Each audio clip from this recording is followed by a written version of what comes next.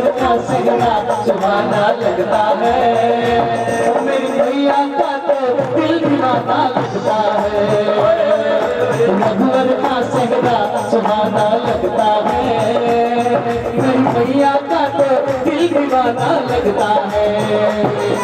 पल भर में कैसे बदलते हैं रिश्ते, पल भर में कैसे बदलते हैं रिश्ते। अब तो हर अपना बेगाना लगता है। रघुवर का चेहरा सुहाना लगता है। मैया का तो दिल दीवाना लगता है।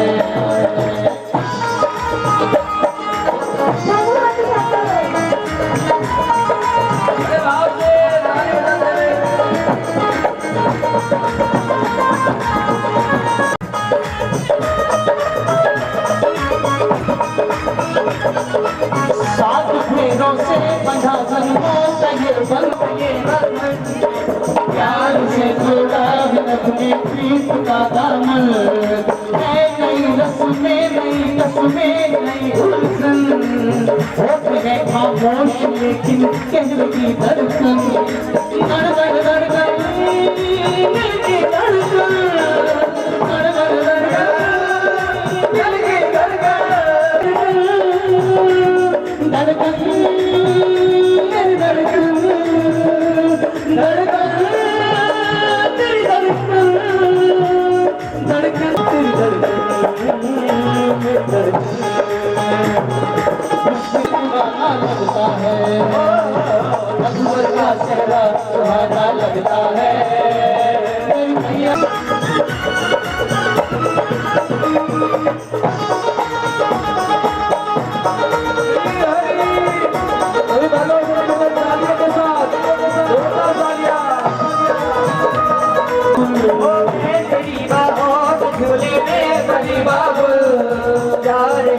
छोड़ कर तेरी गति बाबुल। तेरी बाहों के झूले में पली बाबुल। मैं तेरी बाहों के झूले में पली बाबुल। मैं तेरी बाहों के झूले में पली बाबुल। जा रही हूँ छोड़ कर तेरी गली बाबुल। खूबसूरत वो जमाने याद आएंगे, चाह कर भी हम तुम्हें ना भूल पाएंगे। मुश्किल अश्कों को छुपाना लगता है। मुश्किल अश्कों को छुपाना लगता है।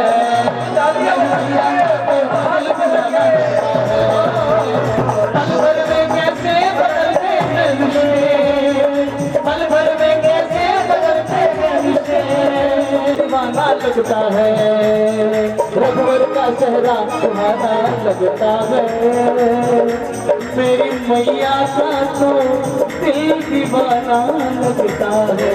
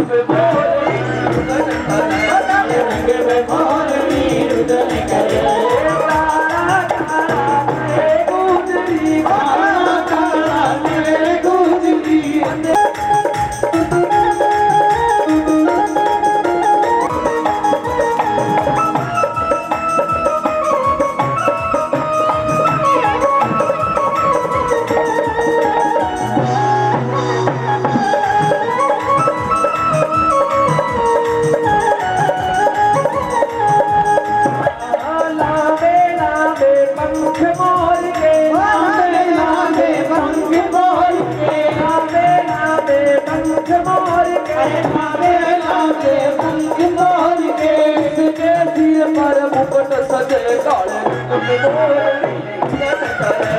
रंग पे मोरनी रुदन करे काला काला के गुजरी काला काला के गुजरी मत काले काज कर काले रंग पे मोरनी रुदन करे काले रंग पे मोरनी रुदन करे काले हो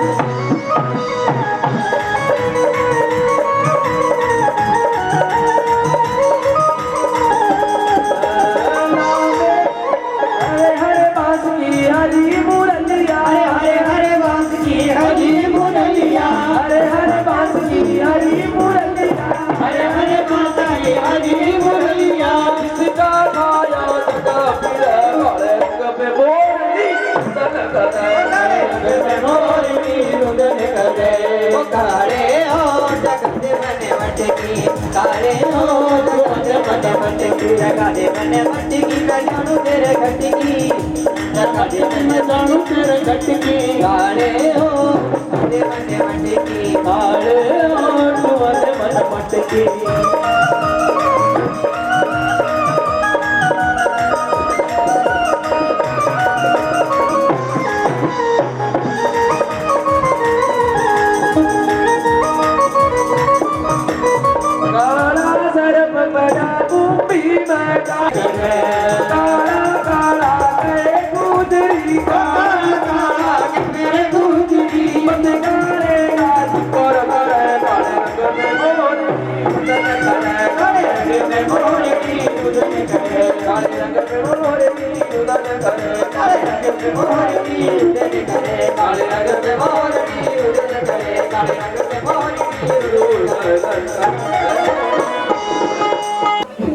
और हुई उर्मिला लखन किनारे सितकर तीर पुस्तन प्यारी हुई मांडवी भरत के गाँव पति राह दिखाएगा सही रास्ता बताएगा।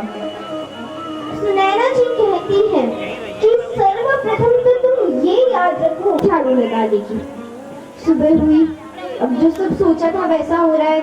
सास झाड़ू लगाती है, बेटा आके बोलता है अरे नहीं मम्मा आप झाड़ू मत लगाओ मुझे अच्छा नहीं लगता।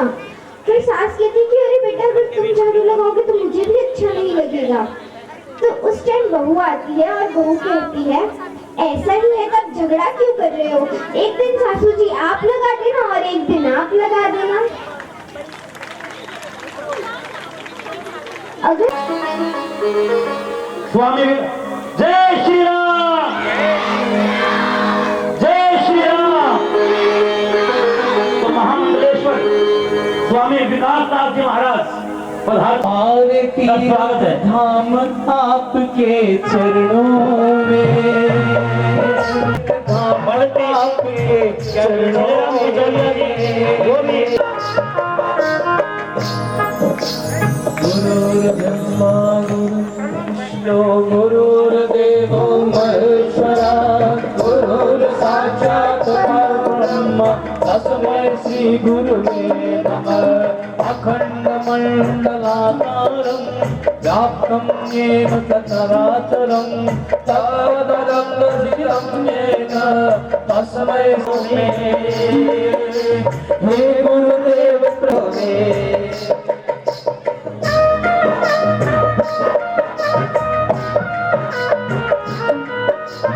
हृदय में मां गौरी लक्ष्मी कंठ शारदे। हे गुरुदेव प्रणाम आपके चरणों में। सारे अध्यक्ष बने हैं और वास्तव में हमारे गांव के लिए हमारी भूमि उनका स्वागत है। और क्योंकि वैसे तो भावी और सीता जी की जब विदाई होने लगी तब दशरथ जी ने जनक जी को प्रणाम किया। तो जनक जी तो संकुचा गए। उन्होंने कहा कि अरे आप ये क्या कर रहे हैं, आप तो मुझसे बड़े हैं, आप मुझे कैसे प्रणाम कर रहे हैं। तब दशरथ जी ने बड़ी ही सुंदर बात कही। दशरथ जी ने कहा कि आप तो दाता है और मैं याचक हूँ। आप तो देने वाले हैं, आप अपनी कन्या मुझे दे रहे हैं, तो बड़ा मैं नहीं बड़े हैं। आजकल के तो जो होते हैं, आजकल बेटों का विवाह नहीं होता, सीधा सौदा होता है। क्या क्या दोगे, हमें ये चाहिए, बारातियों को सोने की अंगूठियां चाहिए, चांदी के बर्तन चाहिए, हमारा जो रिसेप्शन है इसी होटल में होना चाहिए। वो ये नहीं देखते कि पुत्री के पिता की आर्थिक स्थिति क्या है, बस अपना एजेंडा पकड़ा देते हैं कि हमें ये चाहिए। अरे अगर आपका पुत्र सक्षम होगा तो वो ये सब चीजें खुद कमा लेगा।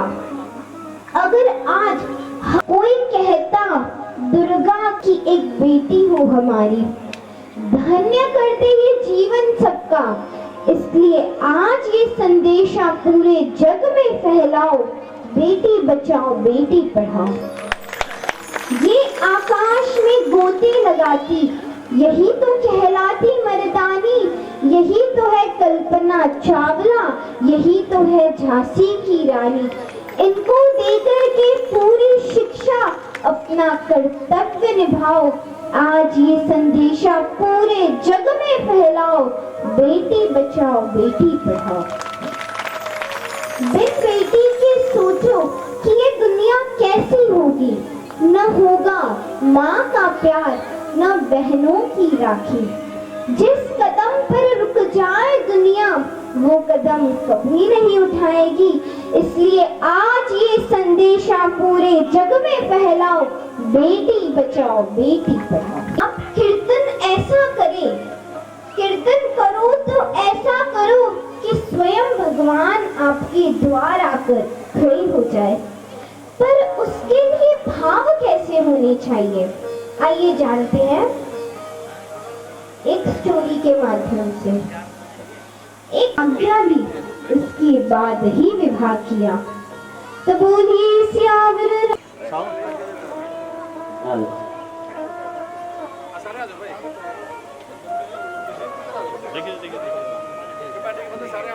तो आप एक बार जोरदार तालियां बजा दें। इतने बड़े बड़े उनके अंदर तो ऊर्जा ही अलग होती है। जब बड़े संत आया करते हैं, उनके साथ से ही, सानिध्य से ही, उनके आसपास का जो ओरा होता है, उनके आसपास जो वातावरण निर्मित होता है, क्योंकि उन्होंने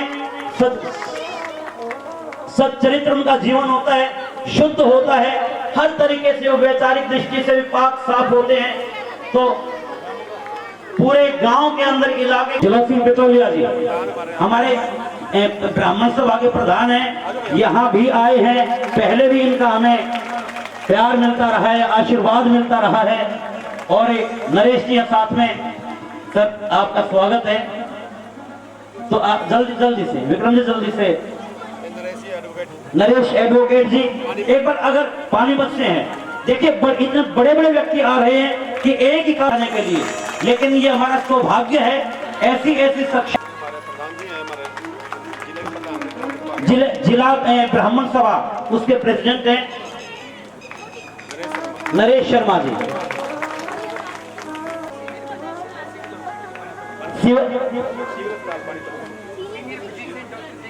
वाह जी वाह। Senior physician Tyagi ji government hospital Panipat से हैं। बहुत लोगों का इन्होंने ऐसे ही बने, तो वो भी आए हैं। तो एक बार जोरदार तालियों के द्वारा आप उनका भी स्वागत करेंगे। एक बार जोरदार तालियां डॉक्टर पांचाल जी के लिए। और करनाल में एक्साइज इंस्पेक्टर है तो होते हैं, एकमात्र इस इलाके का हॉस्पिटल है जहां ये काम होता है। आज साहब यहाँ पर आए, सर हृदय की गहराइयों से वास्तव में शब्द नहीं आपका स्वागत करने के लिए। और महाराज श्री शब्दों के अर्थ छोटे होते हैं, भावनाएं व्यक्त नहीं हो सकती।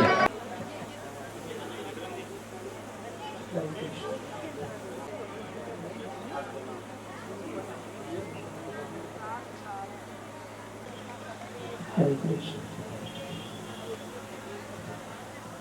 गुरु ब्रह्मा गुरु विष्णु गुरुदेवो महेश्वर गुरु साक्षात् ब्रह्म तस्मै श्री गुरुवे नमः। तमेव माता च पिता तमेव बन्धुः च सखा तमेव विद्याधरं तमेव सर्वं देवदेवं सच्चिदानंद रूपाय विश्व पतिते हेतवे तावपात्र विनाशाय श्री कृष्णाय नमः। श्री कृष्णाय करुणा सिंधु दीनबंधु जगत्पते गोपेश गोपिका कांता राधा कांता नमोस्तुते। व्यासपीठ पर विराजमान साध्वी जी, भाविका देवी जी, जो बड़ी दूर से चलकर यहाँ हमारे बीच में जैसे भागवत सुनाने का इनका भाव है, जो हमने 5-10 मिनट सुना है। इतनी कम उम्र में मैंने आज तक किसी को कथा करते नहीं देखा। ठाकुर जी की इन पर विशेष कृपा है और बनी रहे। जब तक श्रोताधिकारी नहीं होगा तो आपका कल्याण भी नहीं होगा। अधिकारी का मतलब कि आप लोग अपना समय निकाल कर यहाँ आते हैं, भागवत सुनते हैं, रामायण सुनते हैं, प्रभु का गुणगान करते हैं।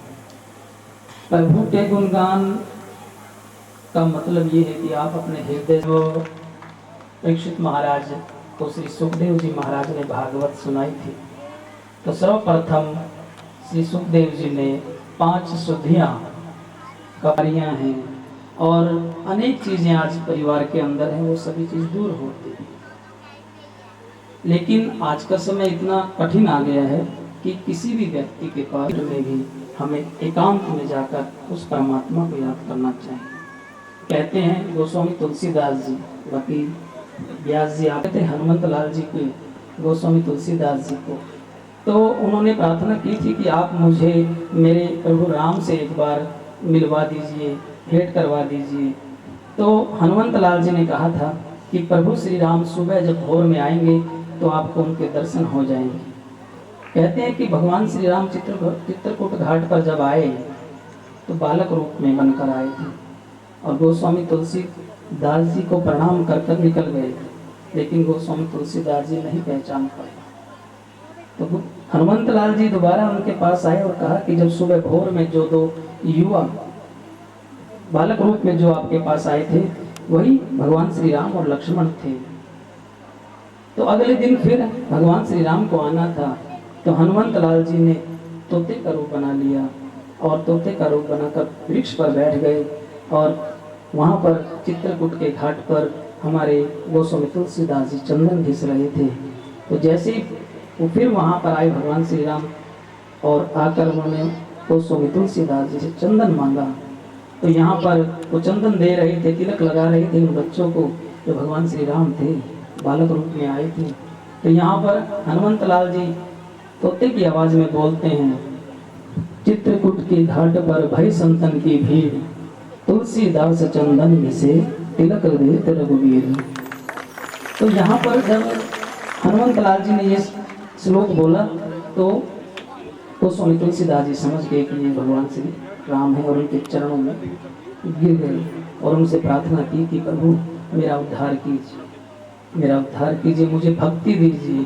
गोस्वामी तुलसीदास जी ने केवल भक्ति मांगी, अन्यथा कोई चीज नहीं मांगी। दुख और सुख जीवन के ही पहलू हैं, भगवान की ही देन है। एक बार अर्जुन ने भगवान श्री कृष्ण से कहा कि भगवान कुछ ऐसा लिख दो कि मैं दुख में पढ़ूं तो सुख का कि ये वक्त गुजर जाएगा, ये वक्त गुजर जाएगा।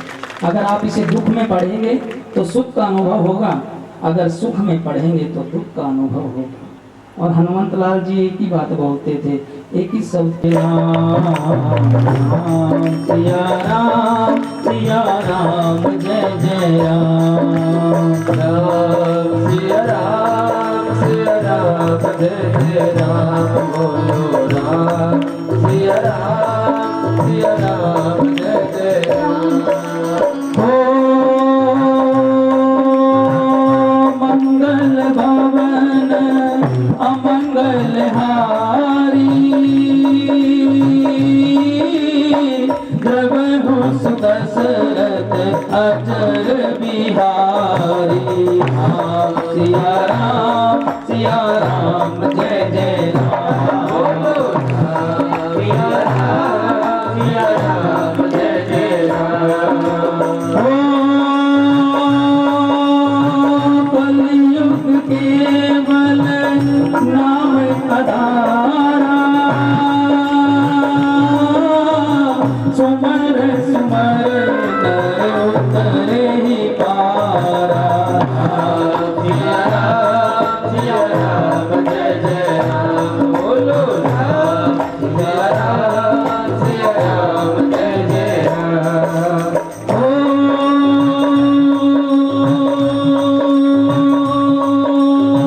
जहाँ पर कृपा राम की होई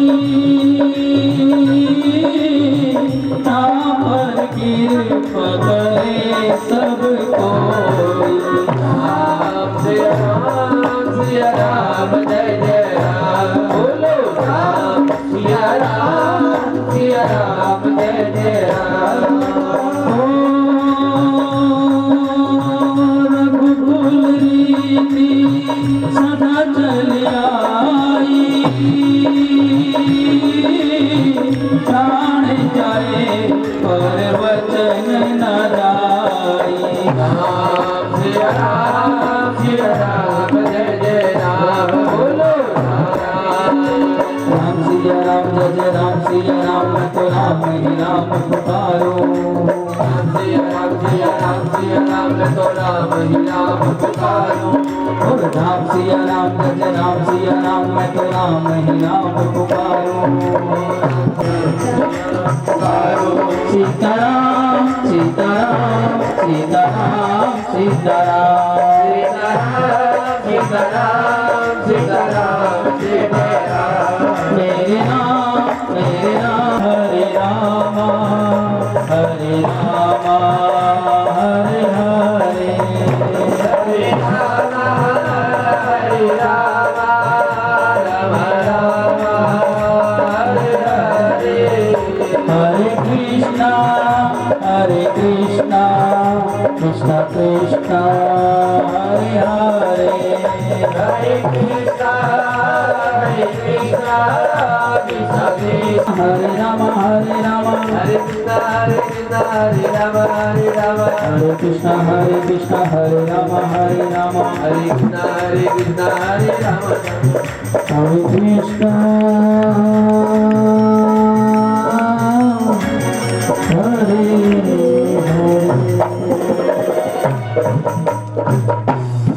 बोले हरे कृष्ण तो ये लगना चाहिए कि हरियाणा वाले दूध दही का खाना खाते हैं तो आवाज भी आनी चाहिए ना। बोलो हरे कृष्णा। कथा के बीच में ज्यादा समय व्यास जी का नहीं लेना चाहिए क्योंकि मर्यादा के विपरीत है। आप सबका कल्याण हो, ठाकुर जी आप पर कृपा बनाए रखे, आपके गांव का कल्याण हो, आपके नगर का। विद्याधन के लिए गए ने अपनी पुत्री को शिक्षा दी और हमें वहाँ अपने माता पिता की आज्ञा से ही करना चाहिए जिस प्रकार राम जी ने किया। एक बार फिर से बोलिए श्याम रामचंद्र भगवान की वचनी एक वाणी एवं एक पत्नी व्रतधारी है। पिता की भूल बहुत विवेक एवं युक्ति से सुधार जाएगा। अरे राम जी की संतानों, राम जी के तीनों व्रतों का पालन करें। राम जी के 3 व्रत है। एक राम जी एक वचनी, एक वाणी एवं एक पत्नी व्रतधारी है। तो ये है है राम जी के 3 हैं। आए घर घर नारी मंगलदाई 12 वर्ष बिताए रामपति। अवधपुरी रघुनंदन। ये जो बाल है वो सफेद हो रहे हैं। हम चारों का राज्याभिषेक करिए। तब वशिष्ठ जी समझाते हैं कि राम, नीति यह कहती है कि राजा का सबसे बड़ा पुत्र ही राजा बनता है। राम जी को बहुत समझाया। तब गुरु वशिष्ठ से आज्ञा लेनी राज तिलक तैयारी की। कल को होंगे राजा राम पति पावन सीता। राम जी का राज्याभिषेक हो जाएगा तो वह अयोध्या से बंध जाएंगे। और जो इस सर्दी और मंथरा की जीभा पर माँ सरस्वती जी विराजमान हुई और मंथरा ने कैकेयी की बुद्धि भ्रमित कर दी। कुटिल मंथरा ने जी से कहती है कि मेरी विनती तुम सुन लीजो। भरत पुत्र को गद्दी दीजो। होत प्रात वन भेजो राम पति पावन सीताराम। जैसे ही दशरथ जी ने यह सुना तो धरनी गिरे भूप तत्काला। लागा दिल में शूल विशाला। तब सुन वाए राम पतित पावन सीताराम। अब दशरथ जी कहते हैं कि देवी तुम अपना पहला वरदान जो है वो मैं पूरा कर दूंगा। मैं विश्व भर का राज्य भरत को दे दूंगा। पर तुम राम को वन न भेजो। तुम राम को वन न भेजो। सिर्फ दशरथ जी यही कह रहे हैं कि देवी तुम अपना दूसरा वरदान वापस ले लो। मेरे राम को वन न भेजो। मेरे राम को वन न भेजो। कि माता जी पिताश्री को क्या हुआ? जल्दी से वैद्य को बुलाइए। इनको कौन सा रोग हुआ है? तब कैकेयी जी कहती है कि तुम्हारे पिता को जो रोग हुआ है उसके वैद्य तुम ही हो। तब राम जी कहते हैं कि मैया आप जल्दी से बताइए मैं क्या करूं जिससे मेरे पिताश्री ठीक हो जाए। तब कैकेयी जी कहती हैं कि जो तुम्हें आज राज्य मिलेगा वो राज्य तुम्हें नहीं भरत को मिलेगा। और मेरा दूसरा वरदान था कि तुम्हें 14 वर्षों के लिए वन में जाना है। तो राम जी ने कहा कि अगर मेरे पिता इससे ठीक हो जाएंगे, उनका जो रोग की ये दवाई है तो मैं जरूर जाऊंगा। ऐसा कहकर राम जी वहां से गए और राम पिता को शीश नवाए। मुख से वचन कहा नहीं जाए। कई वचन सुनायो राम पतित पावन सीताराम। तब कैकेयी जी कहती हैं राजा के तुम प्राण प्यारो। इनके दुख हरोगे सारे। अब तुम वन को जाओ राम पतित पावन सीताराम। वन में 14 वर्ष बिताओ। रघुकुल रीति नीति अपनाओ। आगे इच्छा तुम्हारी राम पतित पावन सीताराम। जैसे ही राम जी ने हल में किया प्रणाम पतित पावन सीताराम। तब राम जी कौशल्या जी से कहते हैं माता जी मैं तो वन को जाऊं। 14 वर्ष बाद फिर आऊं। चरण कमल देखूं सुखधाम पतित पावन सीताराम। जैसे ही कौशल्या जी ने यह सुना तो सुनी शूल समय जगबानी। ऊपर गिरी कौशल्या राज। जग बधार रे श्री राम पतित पावन सीताराम। जब सीता जी ने यह सुना तो रंग महल से नीचे आई।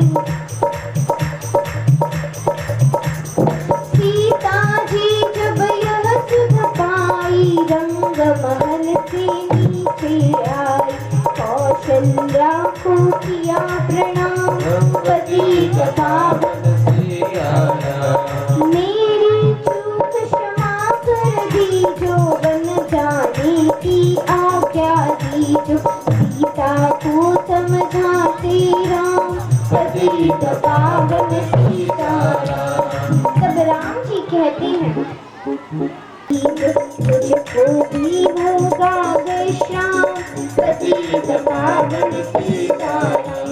तब सीता जी कहती है मेरा दोष बता प्रभु दीजो, संगम से सेवा में दीजो, अर्धांगिनी तुम्हारी राम पतित पावन संग चलो श्री राम पतित पावन सीताराम। सीता जी अति मधुर बोलती, कर्कश वाणी से कलह का जन्म होता है। एक बार एक बालक को बहुत ही नहीं बोलनी चाहिए,